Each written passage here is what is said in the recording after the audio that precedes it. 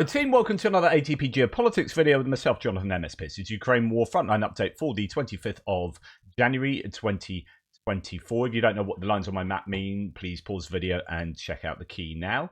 We're going to go to the map that JR has kindly updated for me today, adding a couple of pieces that I had missed over the last couple of days, particularly I think on Deep State map. So apologies for that, and thanks to JR for catching that. Just a general note, I almost shared this with you this morning in the news piece. Ukraine will not be able to return the territories occupied by the Russian army in the foreseeable future, according to Czech President Petr Pavel. Now, he's a very big supporter of Ukraine. This is not like a Robert Fico, Viktor Orban type opinion. This is someone who's super supportive, former NATO, former army man, wants Ukraine to be helped as much as possible, but he's just being pretty realistic. He says, quote, Ukraine is now in a situation where it could completely oust Russia from its sovereign territory. Is not now in a situation, at least not in the foreseeable future. And of course, you know, that's a vague term. What does foreseeable future mean? But I think he's generally fairly correct. Like, in order to do that, Ukraine needs an absolute ton of equipment, and most people are thinking 2025 is when that might happen. So I presume he means not in 2024. Pavel said, calling on democratic countries to help Kyiv so it can achieve the best possible results ahead of the talks. He also urged to look at the war realistically and not with rose-coloured glasses, as often has happened so far. And I think that's fairly reasonable. We don't need to be too overconfident about what Ukraine can achieve. After all, they had the chance in the counteroffensive more recently to take huge amounts of territory, and they didn't. And we can talk about why, and we have talked about why, and equipment, so on and so forth. And then when you're looking at the situation with US aid being held up, and you're wondering whether that's going to get to Ukraine before November and even afterwards, you know, what does this say about Ukraine's chances going forward? So there's a lot hanging in the balance, and I understand that kind of realism that he's portraying there. Right, when we go to the front line, we'll go to the northeastern axis from Kupiansk to Svatovo to Crimea, and we can see that there are a few gains as according to Syriac maps here. In fact, that is, I haven't got those Syriac maps pieces ready. Bear with me. Interesting. They haven't actually released any individual tweets about what's going on since the 23rd. So that's 2 days ago. So nothing to illustrate what's going on here. But there has been a change to Syriac maps showing that the Russians have pushed a little bit further to the north in this area, in this sector by Brestovo, this Krokmalna village that they took fairly easily, by all accounts, at least not with too much shelling involved, just sort of took it on the ground. But Deep State Maps has some Russian gains further to the south of that area as well. So still some activity taking place there. No movement in the Sinkivka area, interestingly. But still, that's an area where the Russians have really struggled to make any inroads. And then we come all the way down to just around this Bilohorivka area, where Syriac Maps has some Ukrainian gains north of this sector. Now, I don't know if that's rejigging. I don't know the details behind that, but that is a change to the mapping in favour of the Ukrainians. It's quite a lot. It's quite testy around there. The Russians are pushing predominantly from this northeasterly direction across into Bilohorivka, but as I've shown you a number of times, it's fairly difficult around there. The topography is one of the more interesting physical reliefs that we have on the map, where we have here, as you can see, this large sort of quarry area that is a dip. Then we have hills, mountains even. It doesn't do justice to how high some of these are actually around here, but these are fairly high, overlooking this valley in the middle. And the Ukrainians have control over the heights above Bilohorivka to the west. The Russians are pushing over to the east and coming down from the high ground over there, but then they have to come down across this valley here, and that means it's quite difficult to keep hold of the tree lines and the top of this area there. So that's what the Russians will be contending with.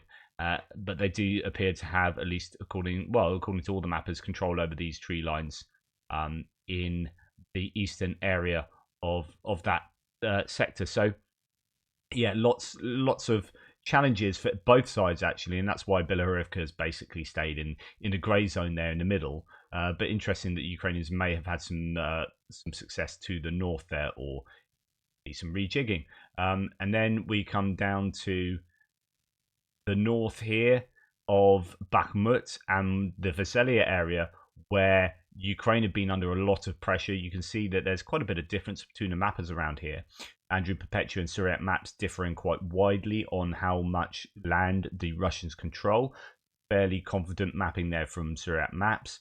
Veselia is certainly contested, and as the other mappers, Deep State Map and Andrew Perpetua, signify, it's at least half under the control of the Russians.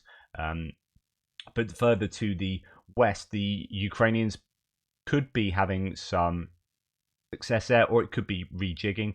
We know that Andrew Perpetua is having some pretty decent satellite imagery at the moment, and it could be as a result of a further analysis of satellite imagery that it's like, oh, yeah, no, the Russians aren't in control of that area because the Ukrainians are shelling them further back, or it could be the Russians are shelling the Ukrainians there, which means, either or, it suggests that the Ukrainians are further forward there than previously thought. And then no changes around Klishchiivka. I'm not going through the ISW. I do apologise. I am actually going to take my son ice skating for a lesson. So not so much granular detail today. I'm going to stop in at Avdiivka, even though there are no changes to the mapping from the mapping sources here. There's a few analyses similar to the Tataragami one I talked about yesterday. So new Sentinel images here show significant shelling in the southern part of Avdiivka and in Bakhmut. There's Emil Kastelhelmi.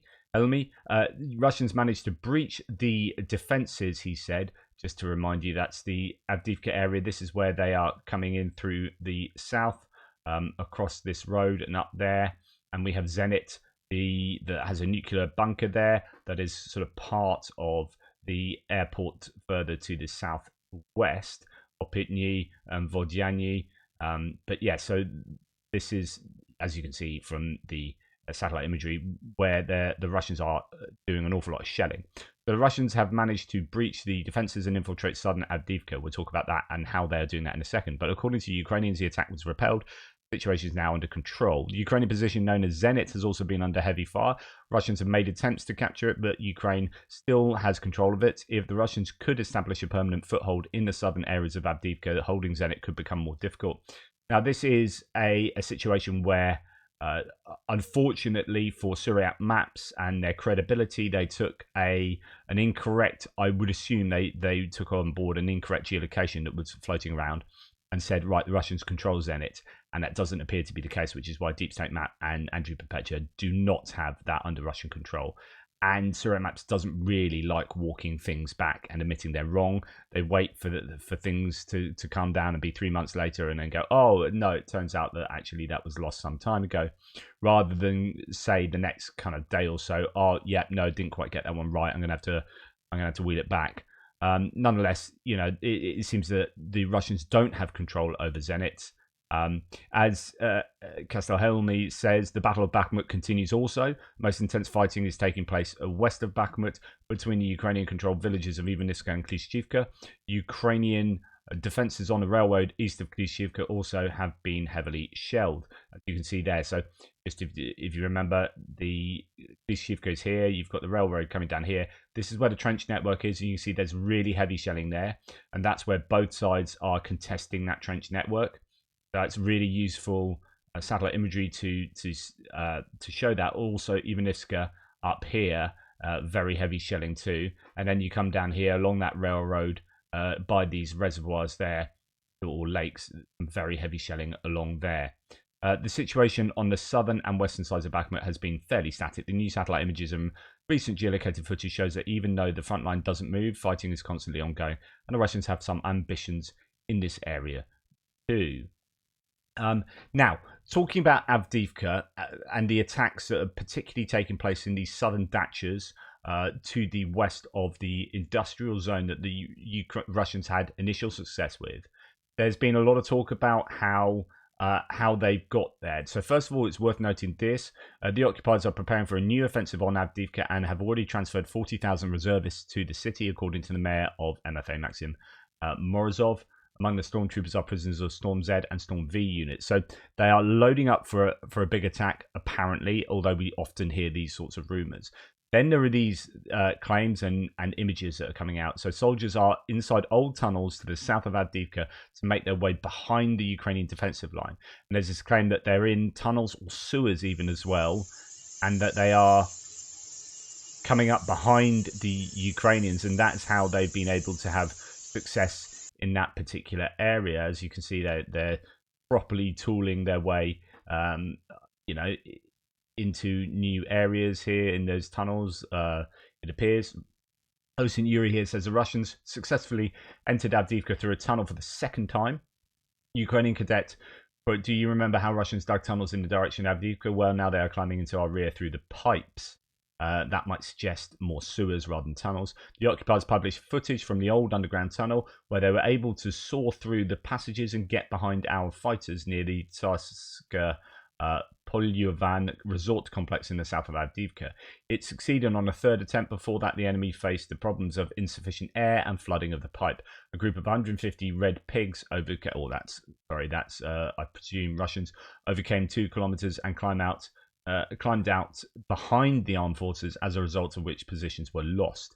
And that was a direct quote. All of that from the Ukrainians, I think, Ukrainian cadet fighting or soldier fighting there.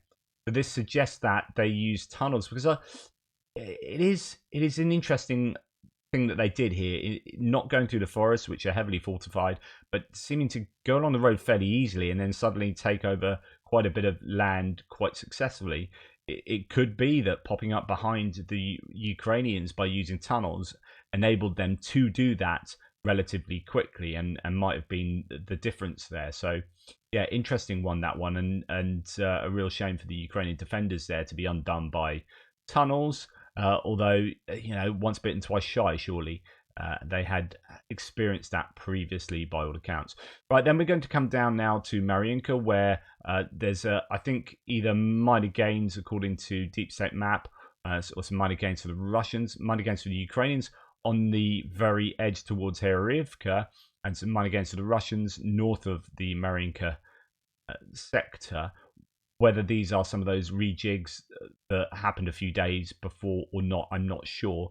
But yes, some changes to the mapping there, very slight changes.